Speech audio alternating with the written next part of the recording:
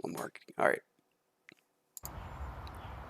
Welcome to the gumbo series. This is part one. I'm outside this morning with my smoker rolling right now. So, one key component of our gumbo is going to be smoked meat, and you may or may not want to smoke your own meat if you have access to a smoker. So, that's what I'm doing this morning. Got this fired up, and today it's going to be some turkey wings that I picked up. So, I'm smoking these, and that's going to go into the next part. So we'll put these in the smoker and then we'll take a peek at them in just a bit. Yeah. So this is the first thing I'm making is going to be the stock. This gumbo was a chicken and sausage is pretty much the only gumbo I like to make. You can also find seafood gumbo is really popular, but I hate seafood personally, so I never cook seafood gumbo because I don't want to eat it. Also, there's a big difference between Cajun gumbo and Creole gumbo. I've never cooked it. I've never made a Creole style gumbo. I know some people put tomatoes in their gumbo. It's blasphemy around here to put tomatoes in gumbo. An insult you could tell somebody around here is you put tomatoes in your gumbo. That's fighting words. So, um, but yeah, after I make the turkey wings, we'll see what else I threw in the stock to get that started. So my smoker's been going for about an hour. Um, I am rolling with hickory and applewood.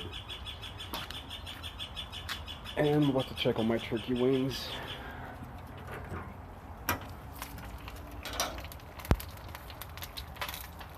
And there's a bit of color starting to happen. What I figured, they're not ready yet.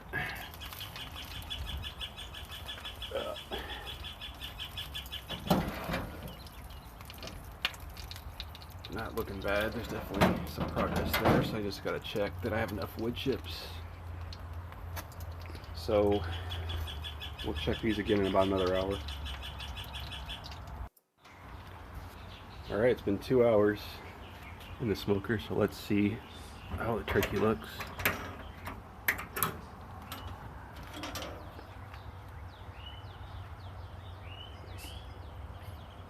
Yep. Um, that's definitely looking better. Nice color on those.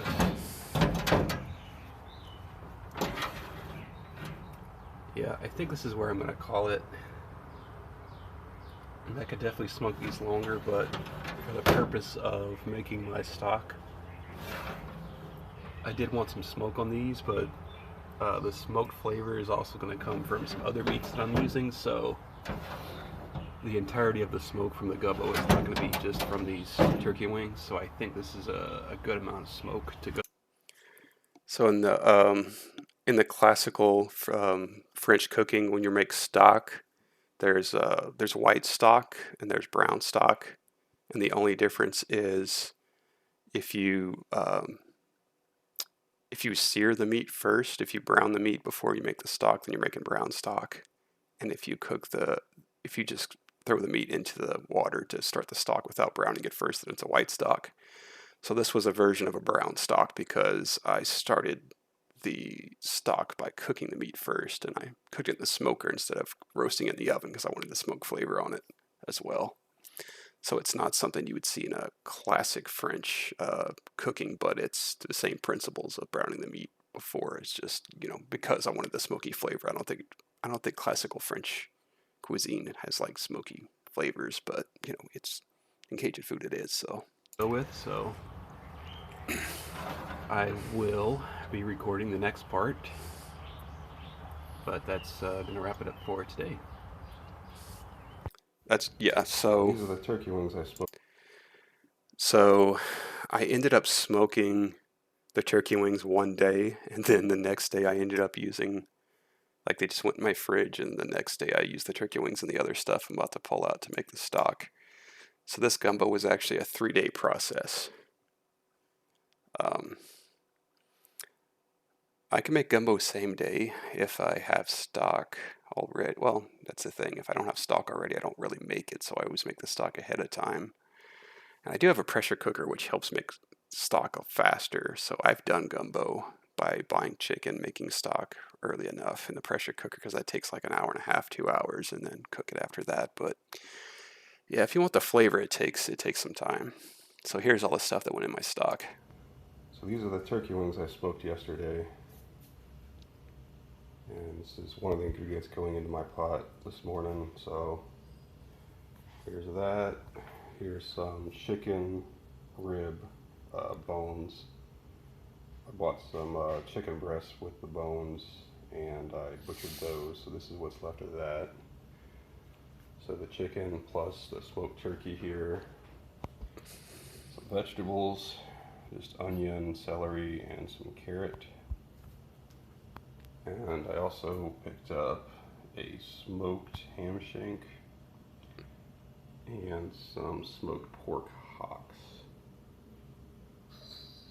So all this is going in my pot this morning with a ton of water to make the stock. So it's going to be a pretty smoky stock with these two smoked pork things and the smoked turkey wings. Yeah, so everything actually that went to this stock was smoked. Well, not everything. The you saw the chicken I had in there, so I butchered my own. I guess I used chicken breast that had the bone in it, and I used those bones. Those were the only unsmoked parts, and the rest of it was smoked.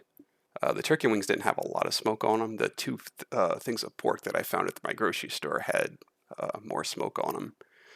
But I think that's good. I think if you overcook the meat before all of the meat before you cook it, the stock will probably come out different. Like it'd be less turkey-ish and just kind of overpower the smoke maybe. And I'll get this going and we'll check in on it. So this is about 3 hours into making the stock. Uh, It's probably going to be hard to tell from this video, but my stock pot is pretty large, and this thing was filled all the way to the top with all the stuff in there. I don't know how many liters of liquid that is um, in total that it can hold, but it's a pretty big pot. Turkey wings that are not falling apart yet, but they're definitely starting to. So I know it's got a while to go. All I have to do is just keep an eye on it, keep it on nice low simmer, and make sure there's enough water. It's slowly going to cook down, but yeah, not too much to it. I'll check this again in a couple hours, 2 or 3 hours. Yeah, so one of the best things about making stock is that it smells up the house. You get to enjoy that aroma all day.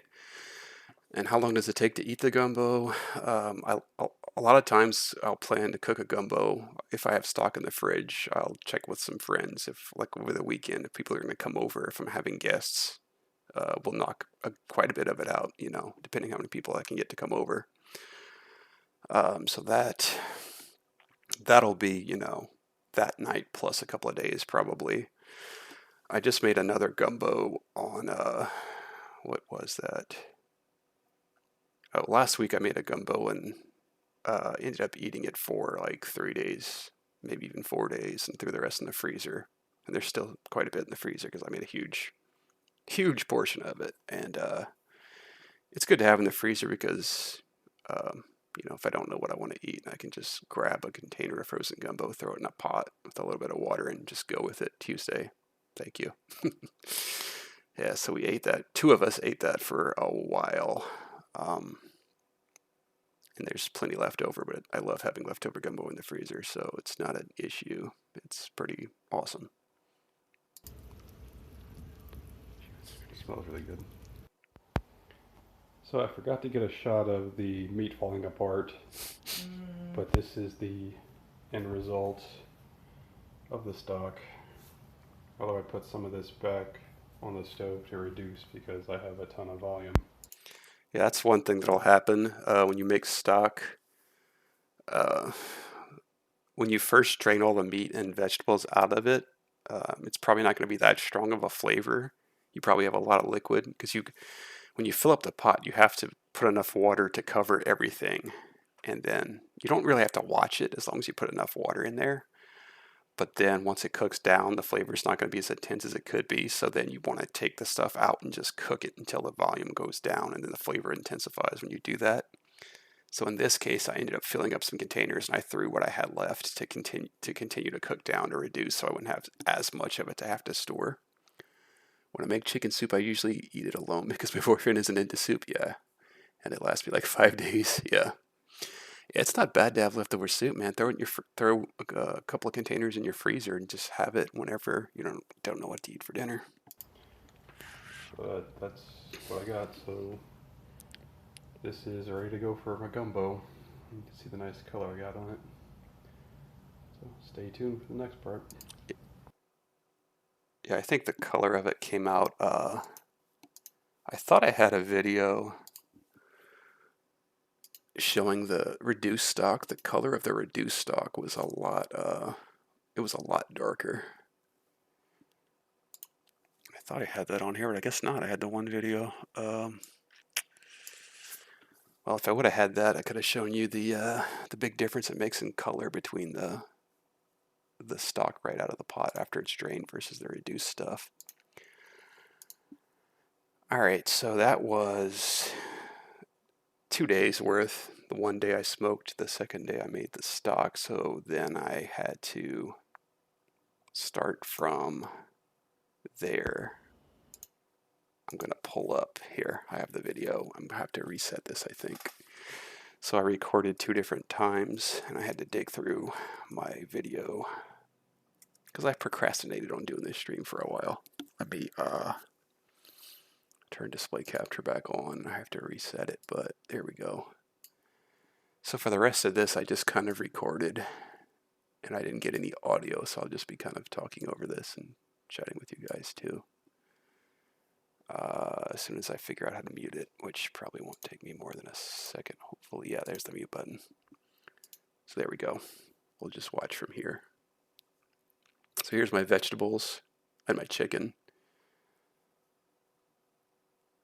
Yeah, so that's a whole chicken. You can see the frozen stock I pulled out of the freezer. Some of it's reduced. You see this, I put a label on here that says reduced. It might be hard to tell. Yeah, I don't think through the camera you can really see the difference, but there was a big difference in the color between the reduced stock. Oh, that's one of the, look, magic. That must be magic. I don't think that was Nibbler. Ooh, shoot. I ruined everything. I'm sorry. I was trying to back up to get the cat again, and I ruined everything. Boo. Oh, here we go. It's back.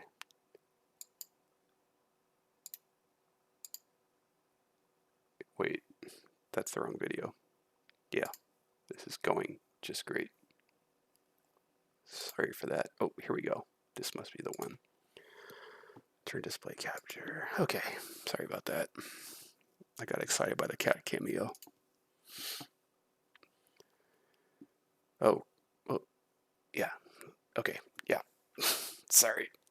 I'm such a professional streamer. So there's my vegetables and my chicken and my frozen stock. And cameo by Magic. There she is. Let's see. Did I have chicken thighs too?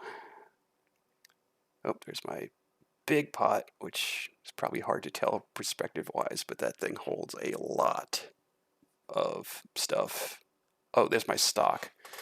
I put a little bit of water in there and then I put the frozen stock in there and I cranked up the heat to start defrosting that stock. So you can see that there. That's going. So as my stock was starting to defrost and heat up, I started to butcher my chicken, it looks like. I haven't watched this video since I recorded it like a few months ago, so we'll see what I did together. I didn't even wear an apron this day. Sometimes I wear the apron. I have my gloves on today.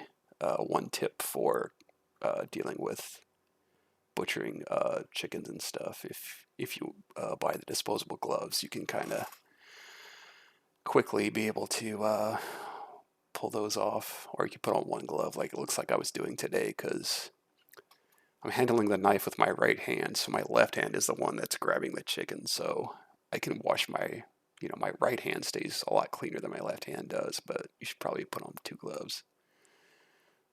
But yeah, so this is my boning knife. I get the most use out of my chef's knife, but my boning knife is probably my second favorite knife, just because for something like this, make pretty quick work of it. The difference between a boning knife and like a paring knife is going to be the flexibility of the blade, which I can't really. I have to go grab the knife to show you, but it has a nice flex to it. So whenever you're getting around concave bones, like when you're taking the meat off of the chicken breast, around that bone, you can get at it more easily because of that flex.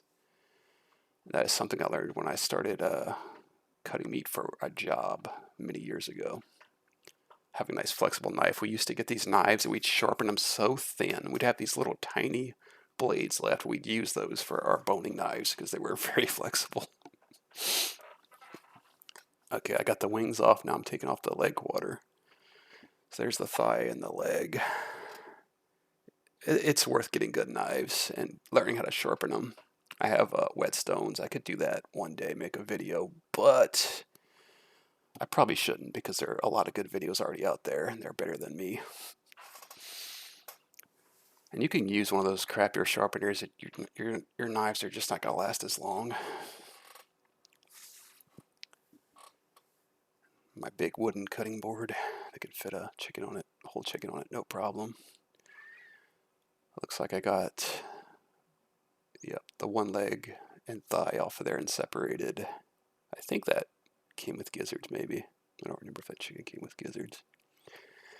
Oh, and because I'm using a whole chicken, I'm going to end up deboning it. And I'll end up using the chicken bones for stock. So I ended up using my stock that I made, all that time before, and I froze it. And then I end up with more stock because I bought chicken with bones in instead of buying boneless chicken. If I wanted to, I could have bought boneless chicken and it would have came out good because, the stock already has all that flavor in it from the bones that I used from the turkey wings and the pork bones and stuff.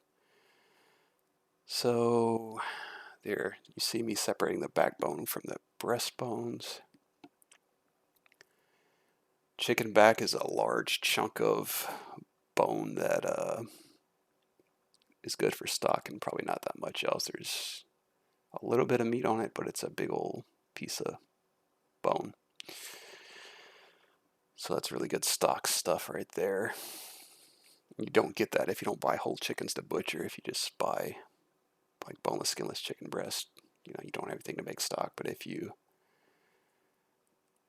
buy the whole chicken, you get the bone, you get the backbone. If you buy the bone-in chicken breast, at least you get the chicken breast bone you can use for that. Just taking the skin off the chicken breast. Then I'll end up taking the meat off of the breastbones there. I only have those little, what do you call them, little wishbones, taking those out. I'm just piling up all that stuff for stock. I should have got a bowl or something. If I'm not being lazy, I'll get a bowl or something to put all my stock parts in as I'm going.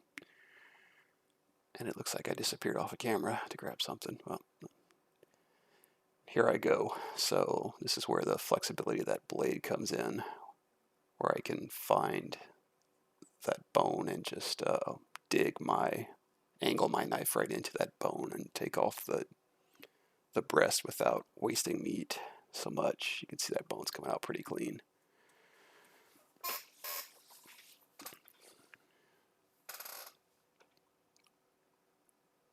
And just about done with that one.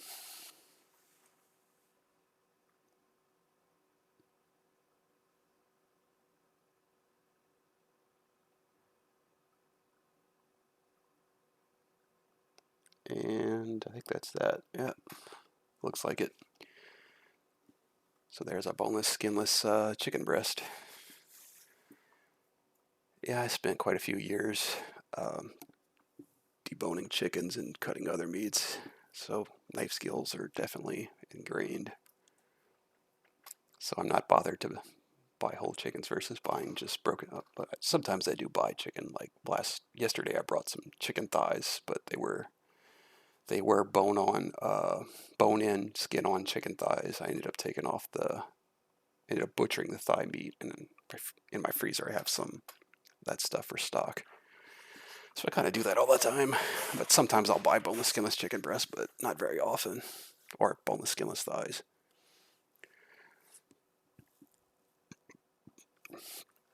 I'll probably only put the. I'm guessing I put the chicken breast and the thigh meat in the gumbo, and then I think I bought some extra thighs. I don't like to use the chicken legs. Normally, sometimes I throw them in there, like especially if I'm serving other people who might eat it. And then for the chicken wings, I don't like to put them in the gumbo because I don't think it's a great application. Okay, that's here I am. I actually do have a pot or bowl that's off camera where I'm putting in my stock stuff. So I think I put my chicken wings in the stock that time. Sometimes I do that instead of saving them for, just making some wings.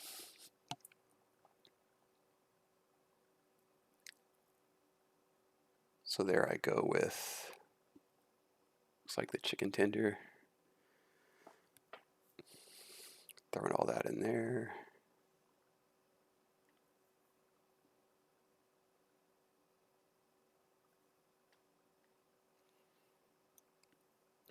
Yeah, and the boning knife is not the best knife for slicing, but I did that anyway instead of switching knives.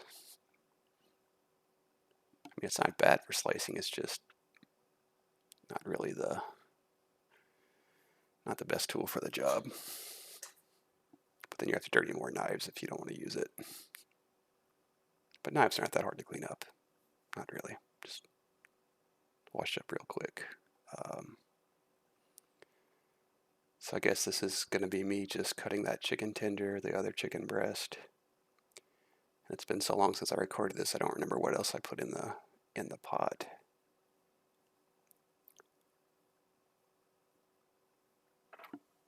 Let's see. Oh, this has another 10 minutes or so. All right, Sabi.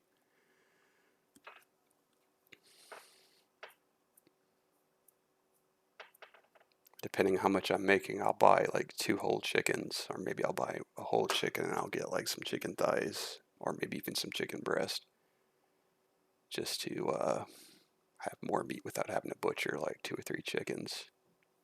I don't know if I've ever put 3 chickens in a gumbo, but I could. I think my pot's big enough. But generally, I don't want to cook just 1 chicken. 1 chicken's worth of meat is kind of, I don't know. I pretty much don't bother making a small gumbo. If I'm going to make a gumbo, I make enough of it to last a while because it's worth doing it while you're at it. Because nobody dislikes leftover gumbo, I don't think. In fact, some people swear by second day gumbo. They think the seasoning and stuff, that somehow the flavor develops on the second day. I don't really disagree. Sometimes I find that second day that maybe it did taste better than the first day. Almost done butchering that chicken breast here. Yeah, I must be deboning the thighs after this. I don't remember if I have the other thigh meat. I saw another container off camera. That's off camera right now. I think it's probably some thighs.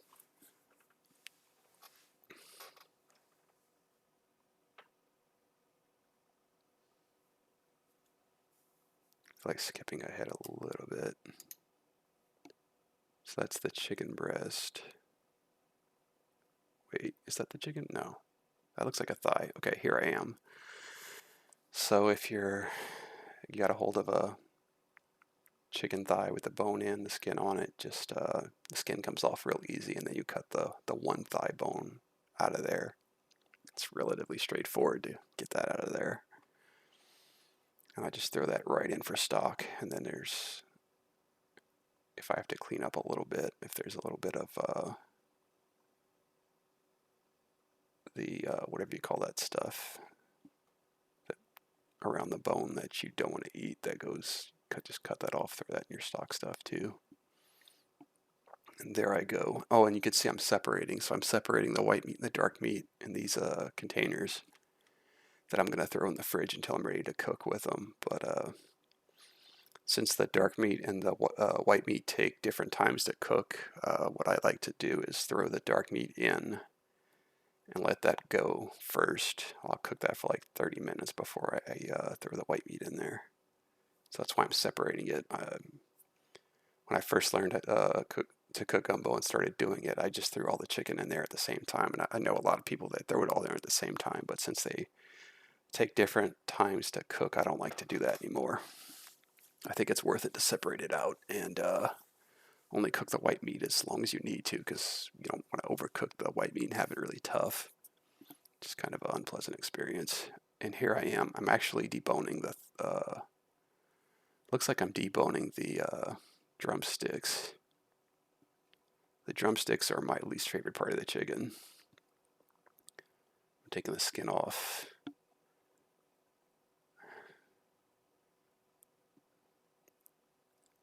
And I guess I'm going. Actually, I'm trying to remember. I think I may have just taken the skin off and I cooked it like that. Sometimes I'll do that. I'll just take the skin off and I'll cook it on the bone and I'll let people go for that if they want it. I think that's what I did here. If I decide to put the red in my gumbo, a lot of times I don't even use it. Yeah, that's what I did. Just took the skin off and cooked it on the bone because you debone the legs, you end up with the the drumsticks. The meat has like a lot of sinew and stuff. They're kind of, I don't know. I think a lot of kids like to eat the drumsticks as their favorite part of chicken, but I don't find it too appealing anymore. It's like closest to the foot. They have all that like tendony stuff. Some of the other meat, the fatter part of it, the bigger part of it's not as sinewy and weird. It's a little bit more like the rest of the meat, but so I'm just taking the skin off of that. And I'm going to throw that in with the dark meat.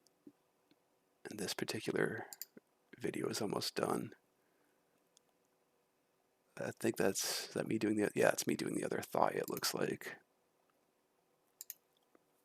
And I'm washing up. I think this is the end of the butchering. I don't remember what else is on here. There's a few minutes left. I end up cutting those vegetables for sure. Okay, I'm just showing the stock. So the time it took me to butcher all that chicken, this is what the pot looks like now. I had those frozen containers of stock in there. And with my heat cranked up on my gas stove, they thawed out. Oh, and there's the roux. All right. So this is a jar of roux. This brand was Savoise, which is probably not my favorite brand, but it's what I found at the store that particular time. And it looks like I'm about to put that in there. So yeah, once your stock is simmering, the next step would be to put your roux in there. And the roux is it's an oil-based roux. It's not a butter-based roux. The classic French roux is a butter and flour mix. This is neutral oil usually, but you can also make it with lard or you can make it with beef tallow. I've done beef stew before with roux that I made with beef tallow that came out pretty good. And I think lard would be good for a gumbo. I've just never made a lard-based roux for a gumbo, but I bet that would taste pretty nice. So this was just a regular jar of roux, so it's an oil-based roux. If you make your own roux, it smells pretty bad, and then there's a high chance of burning it because you have to cook the flour. Cook the flour until it gets almost burnt. You cook it really, really, really dark. Hey, what's up, Sabi? Was just so I just finished butchering the chicken. You didn't miss much there. And apparently I just set up my camera and can't really see. Oh, there we go. So this was me adding roux to the pot. You can find roux in a jar at any grocery store around here. So that's what I did. I just bought a jar of roux and I threw it in there, and you can kind of see the color's going to end up changing a lot because that roux is a nice dark color, but that's the stock, nice and defrosted. It's simmering now.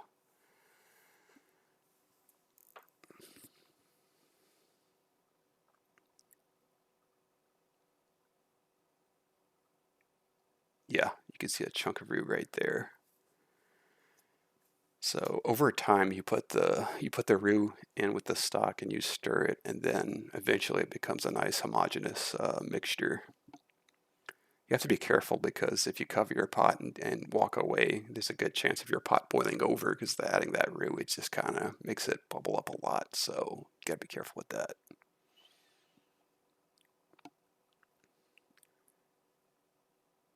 So there was a shot in there, Sabi, where I kind of showed the jar of roux for a second, but yeah, you can't really see it very well. But around here, you can buy just a jar of the Cajun style roux. It's the oil based roux. And this video is gonna, this is wrapping up. Let me see if, oh, where is, I guess I have to do this. Yeah, okay, here's the next one. All right, so here is that, oh, no, this is tasso. Okay, I was gonna say this is some smoked hocks or something, and that's sausage. You can see I bought some smoked sausage. And that there is some tasso. We're going to check on the pot. I think I threw my vegetables in there. Did I? Or no, it's hard to tell. I guess I didn't. So after I get the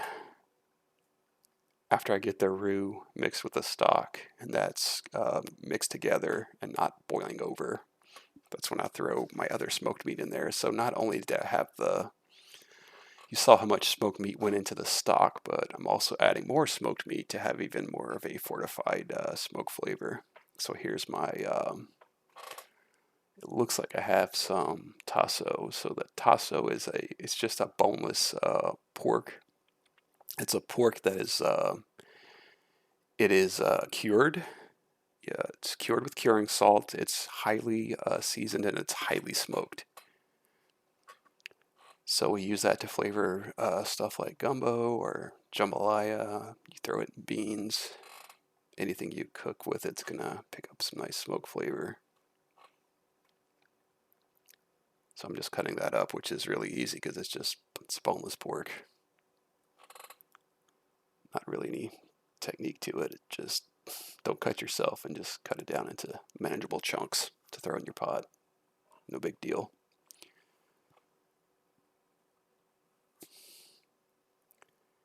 You can see I already sliced up the sausage, so I got some pork sausage over there, and this is the pork tasso. So all of the protein in this is just chicken and pork, smoked pork. That's almost done being cut up. Oh, I haven't put the vegetables. I think I see the bell pepper right there. So I'll throw the smoked meat, and I usually throw the vegetables in there pretty quickly too. And I cook that for a while. So most of the cooking time is the stock plus the roux plus the smoked meat because whenever you cook the smoked meat for a while in with the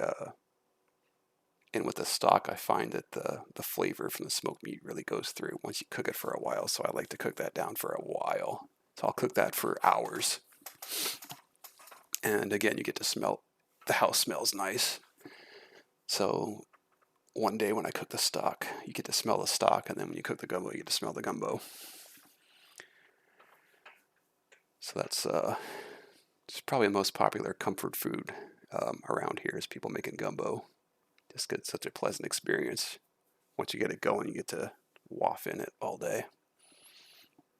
Especially because a lot of people cook their chicken with a bone on it, so they cook it and they buy the older birds. So if you buy the older chickens, it takes a long time to cook those to get them tender. So people cook their gumbo all day with the bone on it and stuff. I cook mine not as long as other people do because I don't like to cook my chicken with the bone on it, and I don't like to cook the old chickens. I buy young chickens. Because I don't know, to me, whenever you cook down an old chicken, it still comes out kind of not as tasty as a younger chicken. And here I'm just going to go ahead and not butcher, but chop up my my onion and my bell pepper. I don't think I had any celery this time. If I put celery with my gumbo, I put a little bit of it. I'll put like a stalk or two. I don't use a lot of it. Um, did I do one onion or did I do two onions? A lot of times I'll do two onions. Depends on the size of them too, but maybe today was one onion. This day was one onion. I'm not sure. And green bell pepper is classic. So if you're doing jambalaya or gumbo or something like that, you typically go with um, onion, bell pepper, and celery. If I skip any of those, I skip the celery. I do not substitute the green bell pepper. Some people really like their red bell pepper or the yellow bell pepper, but it's the classical pepper to use in all these dishes is the green bell pepper, so that's what I use. And I'll just chop my onion without cutting myself. That would not make a good video. I wonder if my video would get flagged if I cut my fingers.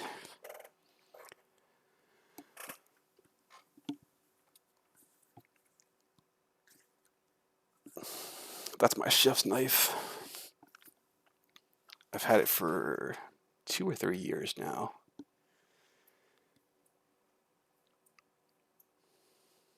Just chop that up. Not really like a super fine, but just kind of I guess people would call that a medium chop on that onion.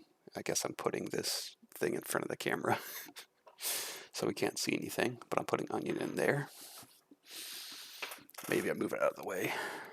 Probably move it out of the way. I'll chop that bell pepper up.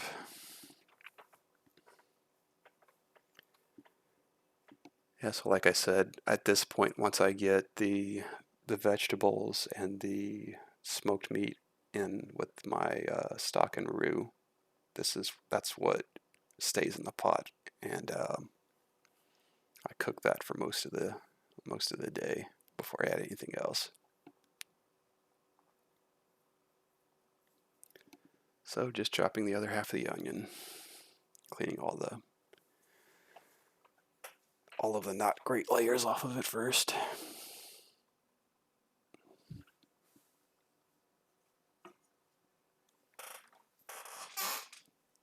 My kitty is still sleepy.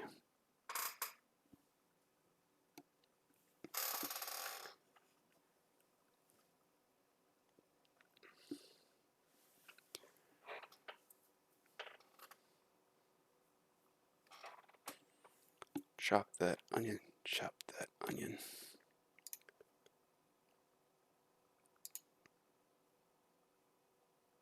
So there's the other half of the onion. Get that off the board. There's my bell pepper. So just take the seeds out. Take the white part out, that center core part of it. Just throw that out. Just want the green parts. And cut that up kind of in same size pieces. One time I had a jambalaya. I was in Illinois and I had jambalaya, and it was for some reason they had these big chunks of bell pepper in it instead of cutting it like I'm about to cut the bell pepper in small pieces. But for some reason, these people that definitely didn't know how to make an actual jambalaya, they had these big old chunks of green bell pepper, and it was pretty gross.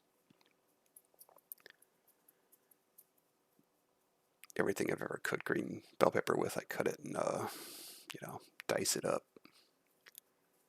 kind of a smallish dice.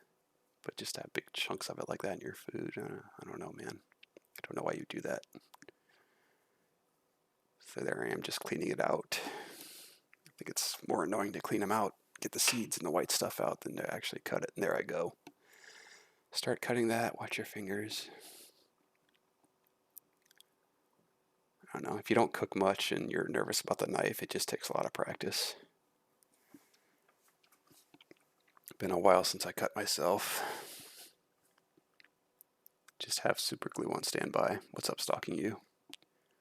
I hope you're well. So there's me getting the bell pepper off the board, and I got some more bell pepper to finish chopping. I guess I went with one bell pepper, one onion. Or maybe I cut More onion? I don't remember. Kind of hard to tell, and I don't remember because it's been so long since I shot this video.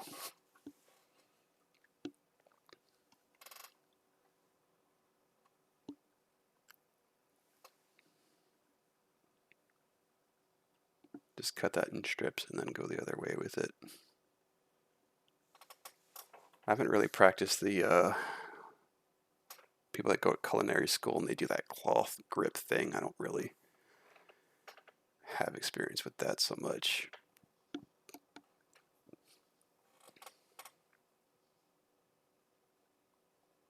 But almost done chopping that up. It looks like I have another bell pepper, but I don't remember if I put 2 bell peppers in there or if I just went with 1. Sometimes I'll buy 2 and just kind of make the decision then if I want to use 2 or 1 and just have leftover pepper.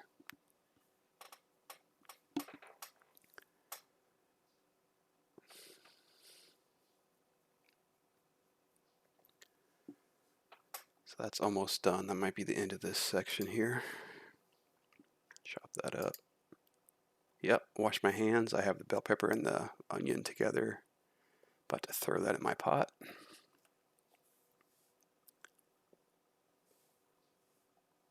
With my lovely smoked meat in there. There we go. Got a nice simmer going. It's already smelling good at that point. Throw my vegetables in there. There we go.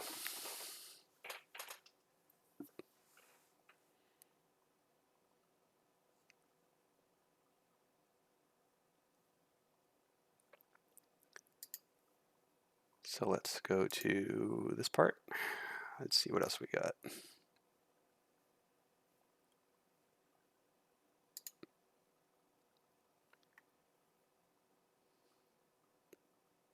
Oh, I guess I'm cutting the chicken.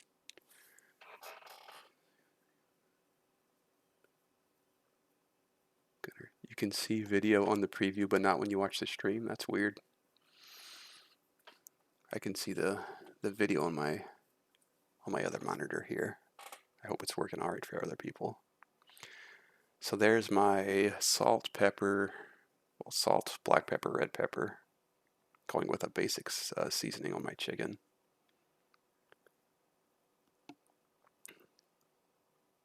So I already cut up the white meat and the dark meat, and I had them separated, and here I'm just putting some salt, and I'm gonna put my pepper, and I'm just gonna mix that around. You can see I didn't put on a glove this time. Get my hands nice and messy. Yeah, just kind of liberally put salt, pepper, more pepper, and just kind of stir that around and look at it and add more as I see. Since this is going in the gumbo, the seasoning is going to definitely kind of transfer to the liquid, so I season it pretty liberally. It's not like I'm seasoning chicken and I'm just braising it. It's going in the gumbo, so if you're not generous with seasoning it, you're gonna probably end up with under seasoned chicken. And I'm pretty sure I season this and I just throw it back in the fridge until I'm ready to go. Most of the time I'll season it and I'll let it sit for a while. So the salt will kind of brine the chicken for a while before it goes in.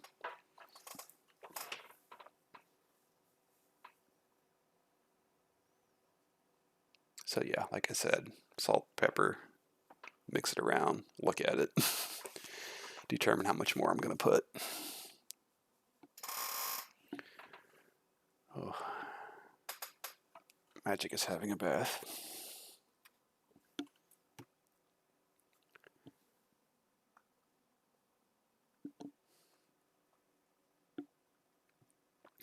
Kitty.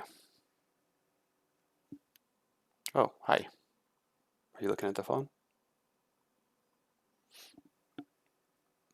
Yawn face. Good kitty.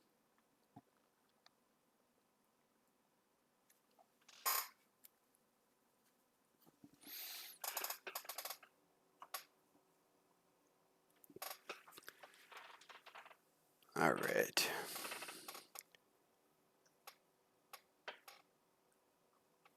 think that's the white meat. I'm not sure though, but that's me seasoning part of it.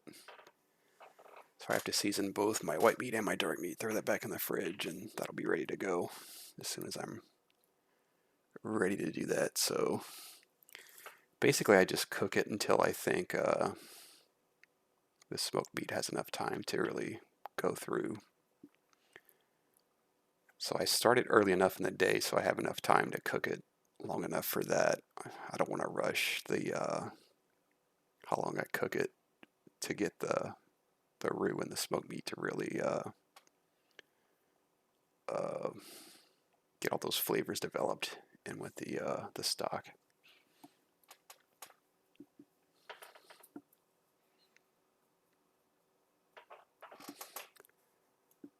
Let's see. I'm still moving chicken around.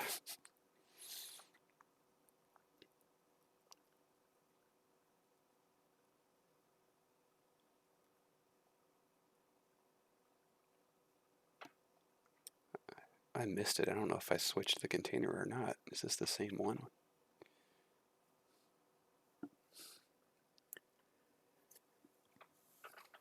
I'm such a professional streamer, I don't remember what. I didn't watch this video ahead of time, so I'm not sure what I was doing other than just seasoning the chicken.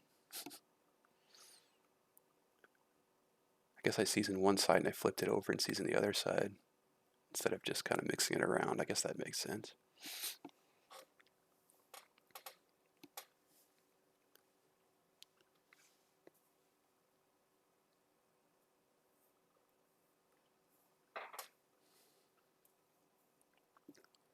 Season the chicken.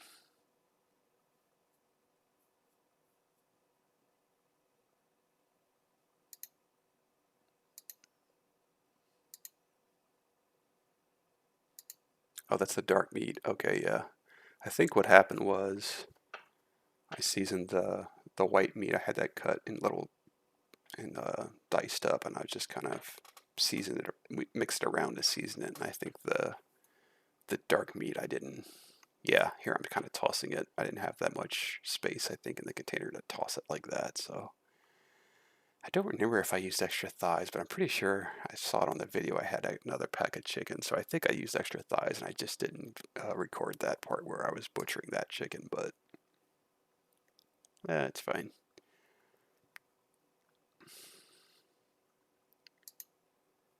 So I think I should have at least one more part of video here.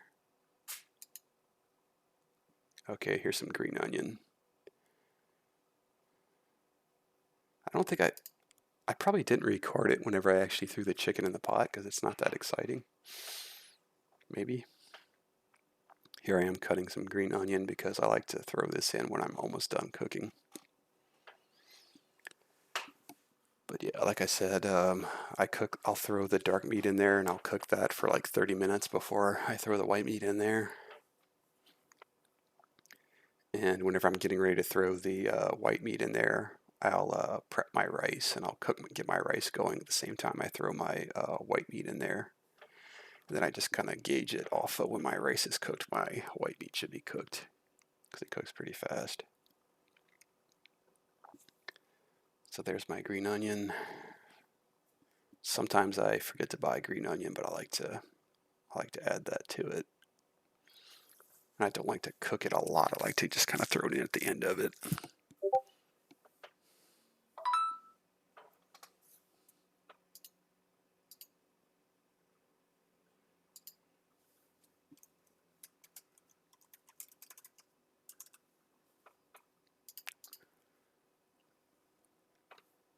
And let's see, I think I'm going to get a shot of the pot here in a second.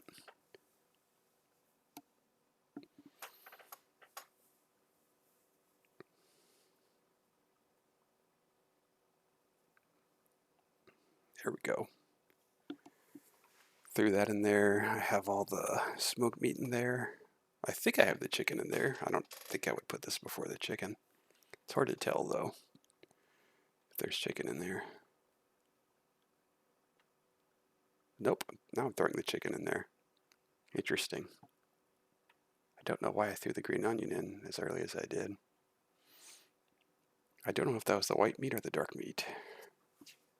I think that's the dark meat. I think I see a chicken leg. So yeah, throw that in there, cook that for about 30 minutes. Then the last of it would be, oh, here's a picture of the pot. You can see sausage, that green onion in there, and you can kind of see the chicken in there. And just the steam. Oh, and there's the finished product. So I don't think I actually got a video of putting the white meat in there, but I just threw that seasoned up white meat that I had in there and cooked that for as long as it took to cook the rice. So you can see the color there for the final product. It's pretty dark color because the roux is really dark. So there you go. See some of that green pepper there and probably some of that green onion too. And there's rice in here. It's hard to tell, but I put the rice in there first and I threw all the stuff on top of that. But there you go. And that's my, I really like my soup spoons. I have the plastic spoons because, they don't get hot and burn your mouth. It's easier to eat your soup with that. So I'm a big fan of that. Now, if you look at some pictures of gumbo, people, they cook their chicken with the bone on it. Like my family definitely cooks the chicken with the bone on it. So when I grew up, it was you would have a spoon and you'd have a fork. And you'd use the fork. You'd have to pick the chicken meat off the bone as you ate it, which I'm not a fan of. I like to serve my chicken. I like to serve the gumbo with the chicken off the bone. So that's when I developed the habit of just go ahead and debone the chicken ahead of time and make the stock instead. So that's what the final product looks like. And pretty much what I had for a stream. I wonder if I should.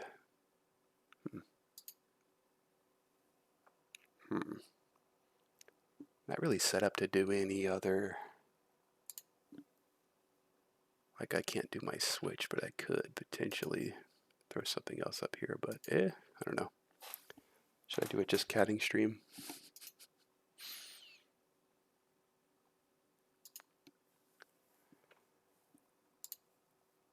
Let me take a quick look. So I had a couple of pictures of that. I guess I could show off a couple of other pictures I have here.